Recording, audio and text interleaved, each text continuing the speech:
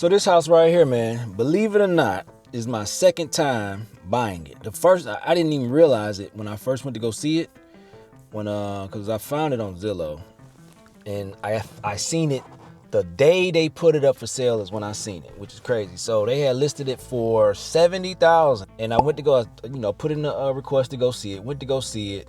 House was like, it was basically nothing wrong with it. You know what I mean? It was, little stuff needed here and there, but like it was move-in ready basically.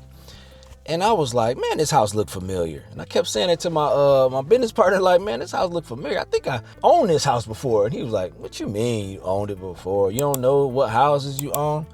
I'm like, nah, come on, cuz. I've been doing this for a while. I've been doing this for like 12, 13 years. I can't keep track of all the houses, but this one looked familiar. So after I went and checked it out, I went to my emails and typed in the address. It was a house I owned before. So I had bought it 5 years prior for like, I think 40,000 or something. I can't remember exact numbers. You gotta forgive me. I don't know. I'm gonna figure it out in a second. It was either 40 or 50, but I know it was cheap. I know I didn't even put much money into it back then, because I had put like, I don't know, something like 10 grand into the house. I sold it for 70,000. I remember the house because it had got broken into the day before closing. Somebody stole the hot water tank and furnace, and it had this same dog security on it when it got broken into. I was like, man, they done broke into the dog security. And I'm surprised, even when I seen it the second time, it still had that dog security on it. Anyway, so I shot them an offer for the 60 ball, and they accepted immediately. And I was shocked. Usually I got to go back and forth with people, you know what I mean? They accepted it on the first go round. I'm like, bet. And so I ended up buying it for cheaper than what I sold it for 5 years ago, which like that doesn't happen often. Anyway, my budget for the property, I was like, man, once I was walking through it, I was like, man, I can get this house done for probably like no more than $10,000 for sure. Had Jerry go through there. He walked through there and he was like, he could do the house for like $8,000. And I was like, bet. So he did everything he didn't really do much. I mean, he painted where it needed to be painted. I think he redid the bathroom. And he didn't do much because I kept a lot of the original stuff that was in the bathroom. Like I kept the floor and I kept the wall tile. I just changed the vanity, changed the mirror, the hardware in the shower, and I repainted it because it was fine. It was no cracks or nothing. I'm like, man, this is straight. And just cleaned it up real good because no cracks was in the floor, none of that. So it was very simple. So rechanged all that, mirror, vanity, painted everything that needed to be painted. And so that was simple. We didn't even really have to redo the kitchen floors. They was already had new tile. It was just two tiles that needed to be replaced. So we replaced those. The floors was fine. We didn't even sand them. They just what they call it, a screen and recoat. And then the furnace and hot water tank was brand new, never even used. I'm like, man, they must really wanted to get out of this house. And so we also painted the basement, ceilings black, painted the walls white, gave it the basement a newer look. Also did put new carpet throughout the whole house because the carpet was that was about the only thing that was really nasty was the carpet. So redid the carpet upstairs and the steps.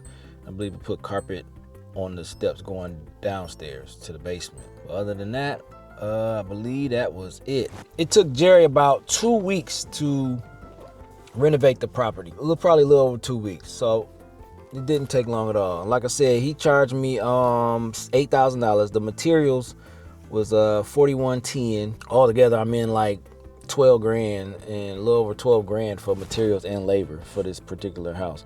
So put it on the market 2.5 weeks after I bought it. I kid you not, we got an offer the very next day. And obviously I accepted because I had listed the house at $119. The guy offered $120, so he offered like $1,000 more. And he said he tried to explain the situation. It was basically like some program that the city had where they buy someone's house, and then with the money they give them for the house for their house, they'll put more or match it or something like that. They'll match whatever they get for their house. So it was essentially a cash deal. It was presented to me as a cash deal, I should say.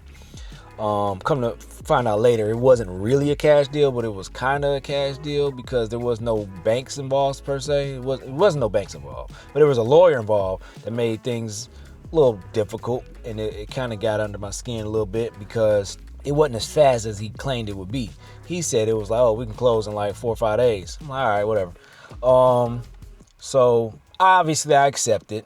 Oh, he also said, the offer he gave was 120 with, he wanted 4% instead of 3, which I was like, all right, bet, cool. You know what I'm saying? Because we all in at like, I don't know, like 75 grand or something like that. So at 120, his little 4%, it would be like, I don't know, $4,800 or something like that I would have to give him, which still would leave a decent profit, like 50 or something, a little less than 50 is what I was thinking anyway at the time. So this is before I did all the numbers. I'm just thinking on the fly here. So anyway, we get to doing the paperwork. He was one of them fast talking car salesman type realtors, and he was kind of rubbing me the wrong way. He just like, yeah, we're gonna do this, we're gonna do that, you know what I'm saying? I'm like, bro, if you don't slow it down when you're talking to me, like you giving me this shucking and jiving type vibe, and I don't like it. You know what I'm saying? Because he wasn't his words wasn't really matching up what he was saying. He's like, yeah, this is a cash deal, you know what I'm saying? We're gonna close in about 4 or 5 days, you feel me? You know what I'm saying, man? You know what I'm saying, young fella? I'm like, yeah, I know what you're saying, man. And then when I went to the office, it was even more weird. He had on a Keller Williams shirt, but I met him at a Remax office, and there was nobody in the office. I'm like, this is odd. Keep in mind, this is a closing. Usually at a closing, at a title company, there's people everywhere. There's offices. There's rooms where people do the closings at. It was nobody in there. It was just me, him, and then the buyers, which was an older couple. And so this further leads me to believe he was on some BS, because he puts them in another room and puts me in a different room, a separate room. And he put me in the room with the closer, the notary and all that, and closer, and he put them in another room with a separate. I'm like, that's odd. That don't never happen unless it's like a wholesale deal. It's common with a wholesale deal because they don't want you to know how much they making, so they'll do what is called a double closing. He was a realtor with Remax or Keller Williams. I don't know which one. He had on a Keller Williams shirt, but we met at a Remax office. And then when I asked him about the shirt, I'm like, bro, why you got on a Keller Williams shirt? I thought you was with Remax. He gonna say, oh yeah, this was laundry day, so I had to just throw a shirt on. I'm like, nigga, what? That was your only shirt on laundry day? Anyway, I'm in there signing the papers, and so at some point the buyers come in and come into the room with me, and he was like whispering something. He was like, before they came in, I could hear him whispering, but I couldn't hear what he was saying. I'm like, man, this is some weird stuff here, man. Like, what is going on? I ain't never had a deal like this. Like, he was on some weird stuff. I don't know. And so they brought a check to the closing, right? And maybe they didn't know. They were older, but you can't bring a check to the closing. It has to be wired. And so they brought a check for I forgot the exact amount, but it was like half of what they were supposed to buy the house for. Keep in mind, I got the sale for $120.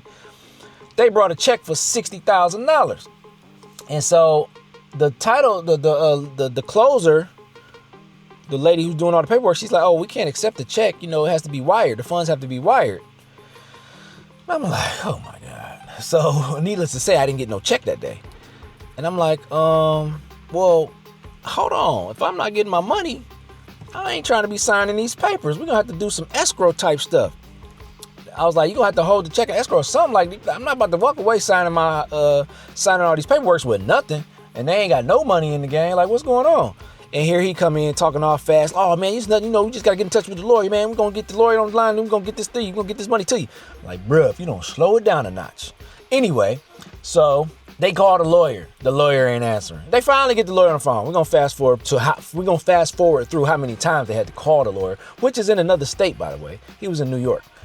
And they was like, oh, the lawyer said he can wire the funds. I'm like, why is he wiring the funds? Like, oh, it's the money was in a trust and this, that, and the other. I'm like, bro, I thought the money was coming from the state. It didn't make no sense to me. Why is a lawyer from New York wiring the funds for this old couple to buy a house when you said the state was taking care of it? Like, it didn't make sense. Something was going on that I didn't know. I never seen this before. So anyway, it took the lawyer 2 weeks to get the other $60,000 wired to the title company. He told me it was going to take like 4 days. I'm like, he said, oh, the lawyer going to wire. Keep in mind, this was a Friday. So we couldn't get no money wired Saturday or Sunday, obviously. So he said, the lawyer said he gonna wire the money first thing Monday. Monday come. I'm calling him. What's up, man? The lawyer wired that money yet? Nah, we still waiting on him. He said he gonna get to it today. Tuesday come. What's up, man? Lawyer wired that money yet? Nah, man, we're gonna get it. You know what I'm saying? He had to do this, that, and the other, man. The bank wasn't closed. The bank was closed on Monday because it was a holiday. I don't even remember what the holiday was. I'm like, huh? What? A holiday? Okay, whatever. So Tuesday come. Still no money. Wednesday come. I'm like, bruh. I called the title company like, what's up, man? I want my house back. I'm straight. I don't know what's going on with these people. He talking about the lawyer's supposed to send the money. The lawyer ain't send no money yet. I'm like, I want to just put the house back on the market because I don't understand what's going on here. I'm supposed to have a check by now. And they was like, well, if you want to do that, you'll have to take them to court. I'm like, what? Take them to court? You didn't file the deed yet. What do I got to take them to court for? And they was like, you got to take them to court and you know, tell them it's breach of contract or something like that. And I'm like, and she was like, well, why? What's the problem? I'm like, the problem is I ain't got no money yet. But I done signed all these papers for the house to be sold. And he keep talking about the lawyer supposed to send the money. Like, what? I don't even understand what the lawyer's like, what does the lawyer got to do with the deal? Like, why does he got to send the money? I don't understand this part. I never understood this part. Still to this day, don't understand what the lawyer had to do with the deal. I never heard anything about the city of Detroit paying for the house. Not once. I didn't see not one check come from them. So I don't know what the lawyer in New York had to do with it. Fast forward, I think that the following Monday, the funds finally come in. I was like, because I told the title, I'm like, man, listen, I guess I'll wait till Monday to see what happened because this is ridiculous. I ain't never had to deal with waiting to get my money this long. Like, the most would be like a day or two. But 2 weeks? Like, come on. Anyway, the funds finally come through, and we good. Everything come through. So let's go over the final numbers. So I sold it for $120. I gave Jerry $8,000 for the labor. Materials cost me $41.10. The closing cost ended up being $2,358. So $2,358. And then the realtor commission, like I said, he got 4%, so it was $4,800. So that left us with a net profit of $40,732. It's probably one of the quickest deals ever because it was like a little over a month. Probably like like a month and a week, I believe, total. Like from the time I bought it to the time it sold. Well, it actually sold within 3 weeks, but it took another extra 2 weeks to get my money, or 2.5 weeks to get my money. So if it wasn't for that part, if it wasn't for the lawyer taking forever to wire the funds, it would have been like a 30-day deal. You know what I'm saying? It would have been 40 racks in 30 days, which is beautiful.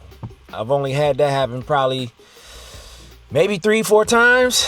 It happens not often, but it happens, definitely happens. And when it does, it's a beautiful thing. One of the quickest deals ever. And it was one of the easiest deals ever too, because like I said, it didn't need much work. And I had bought the house before, so I done sold the house twice. The first time I didn't really make that much money. I think I made like maybe $10,000. This time around, quadruple that. So make sure y'all like, subscribe, share, all that good stuff. Appreciate you watching.